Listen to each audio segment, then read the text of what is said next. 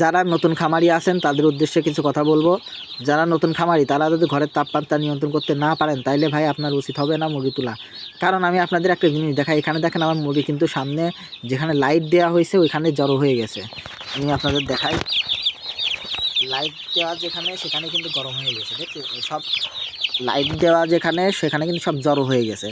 তো এর কারণ হচ্ছে যে ঘরের তাপমাত্রা আমরা নিয়ন্ত্রণ করতে পারলেও যতটা প্রয়োজন ততটা দিতে পারি নাই।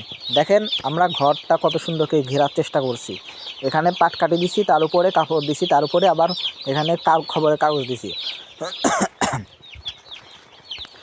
তারপরে দেখেন এরপরে দেখেন চারদিকে কিন্তু আমরা পেপার দিয়ে আটকা দিছি, চারিদিকে পেপার দিয়ে আটকা দিছি, তারপরেও কিন্তু কাজ হচ্ছে না।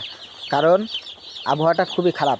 এই অবস্থায় মুরগির মনে করেন যে ঘরটা ঠিক রাখাটা আসলে অনেক কষ্টকর। এই জন্য বলবো যে যারা ছোটো খামারি তারা যেন মুরগির ঘর যদি ঠিক রাখতে না পারেন তাইলে দরকার নাই। আর আমরা দেখেন একটা থার্মোমিটারের ব্যবস্থা আছে আমাদের, এখন আপনাদের আছে কিনা জানি না। থার্মোমিটার কিন্তু অবশ্যই প্রয়োজন, থার্মোমিটার অবশ্যই প্রয়োজন। থার্মোমিটার ছাড়া আপনার ঘরের তাপমাত্রা আপনি বুঝতে পারবেন না।